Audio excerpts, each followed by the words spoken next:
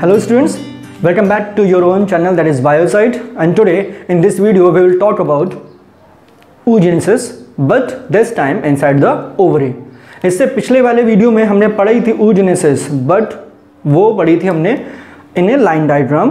ध्यान रहे जब हमने पहले फीमेल रिप्रोडक्टिव सिस्टम शुरू किया था तो उस वक्त मैंने आपको ओवरी के बारे में ज़्यादा नहीं पढ़ाया था, क्योंकि हमें ओवरी के अंदर oogenesis पढ़नी थी और oogenesis अपने आप में एक बहुत ही कॉम्प्लेक्स प्रोसेस है। इसीलिए पहले मैंने आपको एक कॉन्सेप्ट हिंट दिया, that is oogenesis with the help of line diagram. I hope आपको पिछले वीडियो की सारी बातें याद होंगी, आपने उसको अच्छे से पढ़ा होगा। चलिए शुरू करते हैं आज का video, but with the help of A diagram.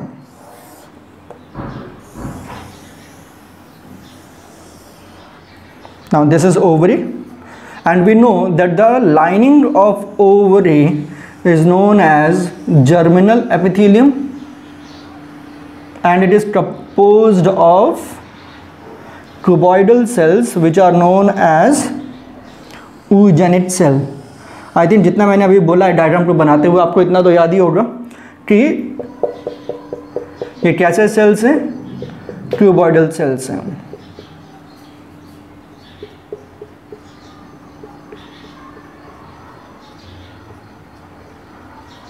और क्यूबॉइडल सेल्स को क्या बोलते हैं? oogenete cells. देखिए ये सारी बातें आप लोग अपने आप मन ही मन में याद करते रहिए, क्योंकि ये सारी बातें आपको बताई जा चुकी हैं।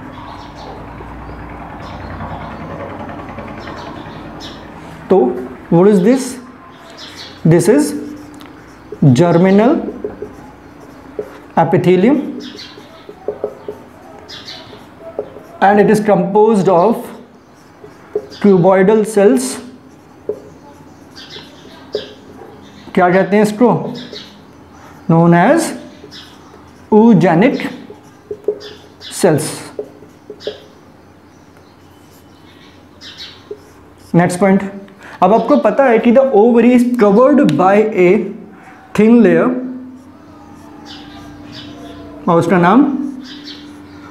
नाम है विसरल पेरिटोनियम। ध्यान देना बच्चों, ये डायग्राम मोस्ट इंपॉर्टेंट, इसलिए डायग्राम बहुत ही स्लो बना रहा हूं मैं।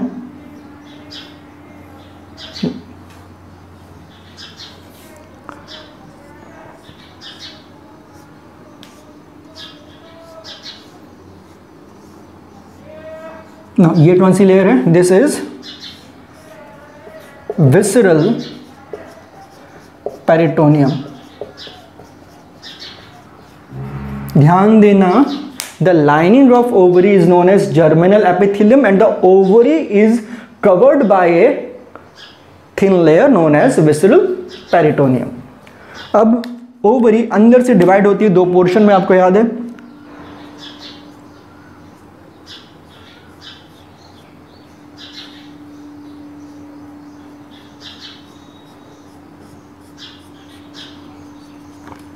The outer portion is known as cortex, and cortex is made up of, most important question for NEET exam, fusiform cells plus reticular fibers, and the central में जो part होता है that is known as medulla, which is made up of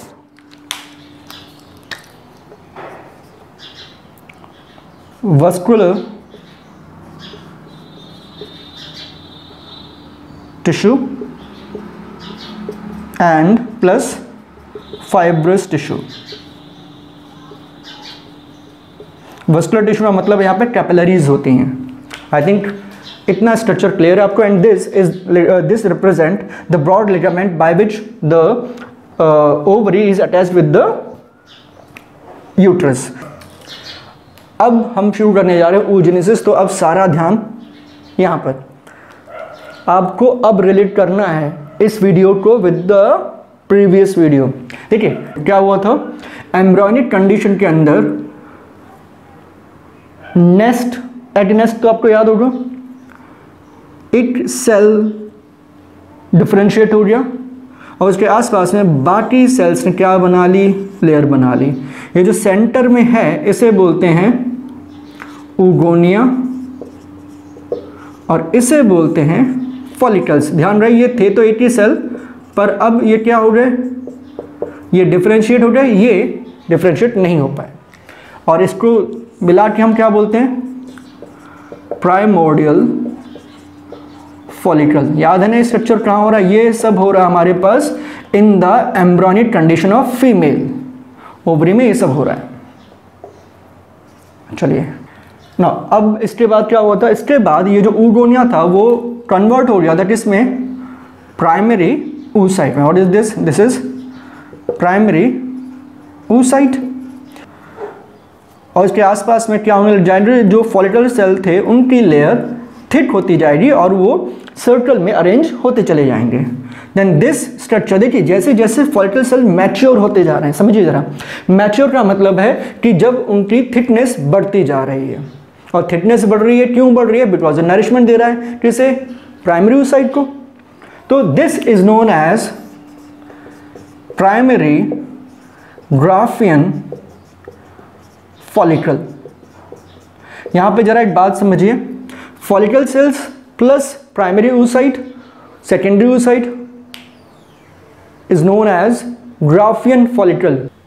अब क्या हो रहा है, बच्ची पैदा हो रही विद दिस स्टेज और पैदा होती है प्राइमरी oocyte में मेयोसिस फर्स्ट चलने लग गई ना। अब ग्रोथ फेज चल रहा था, ग्रोथ फेज में क्या हो रहा था, प्राइमरी oocyte का साइज बढ़ रहा था। अब साइज और ज़्यादा तेजी से बढ़ेगा तो उसे और ज़्यादा नरिशमेंट चाहिए। नरिशमेंट कौन दे रहे हैं, फॉलिकल सेल्स।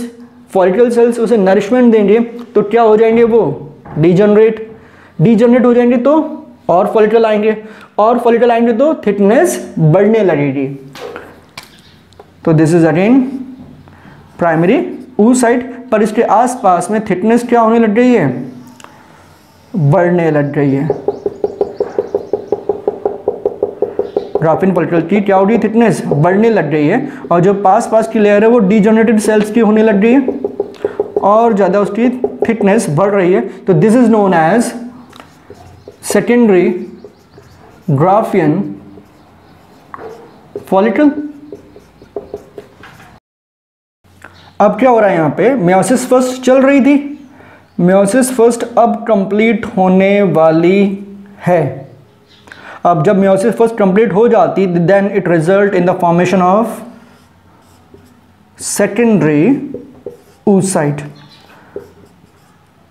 क्लियर है, लेकिन एक बात याद रखिए हमेशा कि अब होता क्या जा रहा है, अब उसके पास में फॉलिकल सेल्स की थिकनेस बढ़ती जा रही है और फॉलिकल सेल्स डीजनरेट होते जा रहे हैं।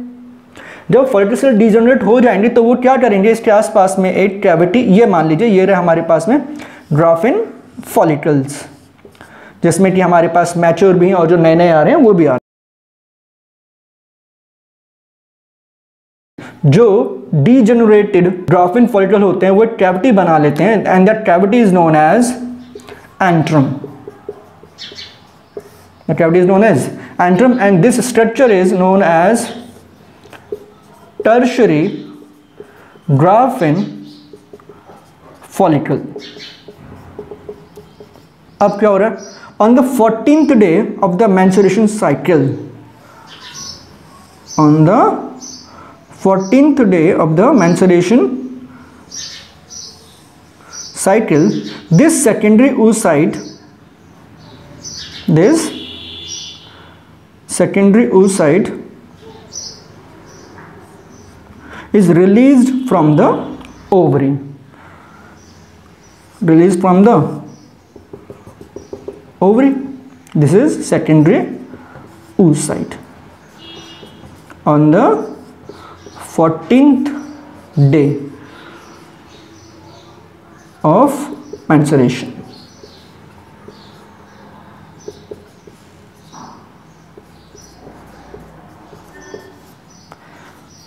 राइट अब क्या हुआ, टर्शरी ग्राफिन फॉलिकल से on the 14th day of menstruation cycle secondary oocyte release हो गया and that process known as ovulation. That process known as ovulation. अब जो बचा स्ट्रक्चर आप कह सकते हैं tertiary graphene follicle minus secondary oocyte, that structure is known as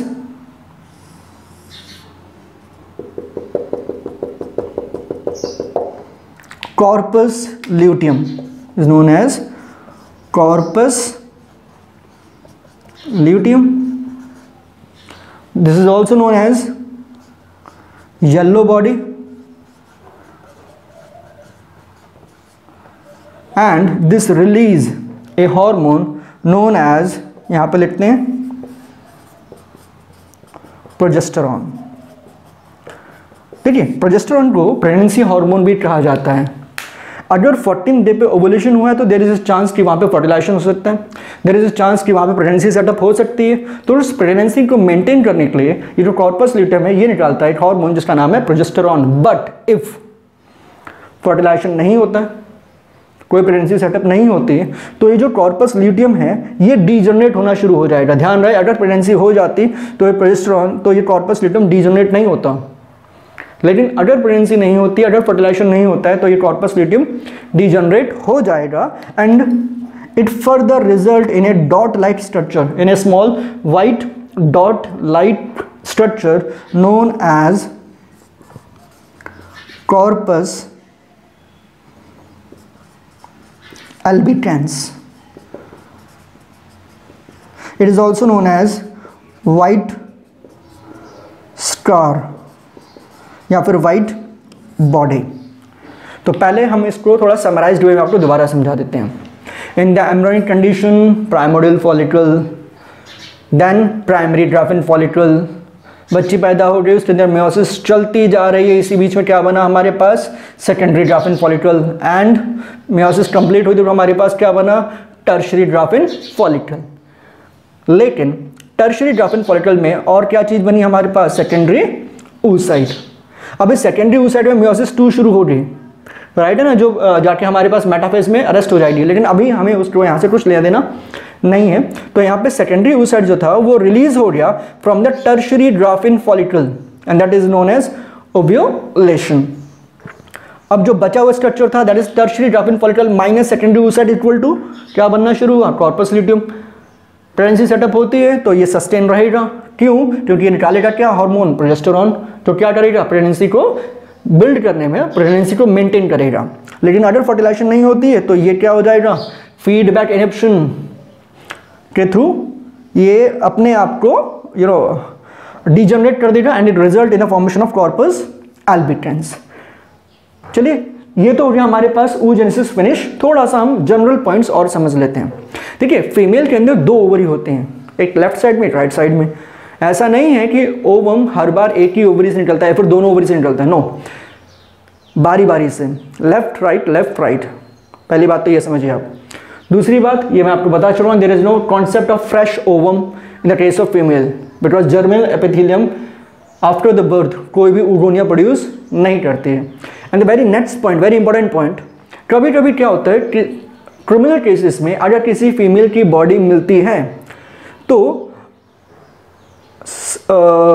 उसकी एज का पता लगाया जा सकता है bye counting the number of white star, white dot. मान लीजिए एक कोई डेड बॉडी मिली, उसके अंदर टोटल दोनों ओवरी में 120 वाइट स्टार मिले, क्लियर। अब वाइट स्टार 120 मिले divided by 12 equal to 10। Normally एक फीमेल 10 ईयर के स्टेज में प्यूबर्टी अटेंड कर लेती है, तो उसकी अप्रॉक्स एज कितनी होगी 10 + 10 इक्वल टू 20। ध्यान देना, this is the general idea to count to find out the average age of a female, clear. तो इसी के साथ हमारे पास ये कॉन्सेप्ट, ये oogenesis इन द ओवरी खत्म होती है। आगे वाले टॉपिक में हम पढ़ेंगे structure of ovum, about the various type of ovum और you can say egg cell. And till then, stay subscribed, stay focused on study. Thank you.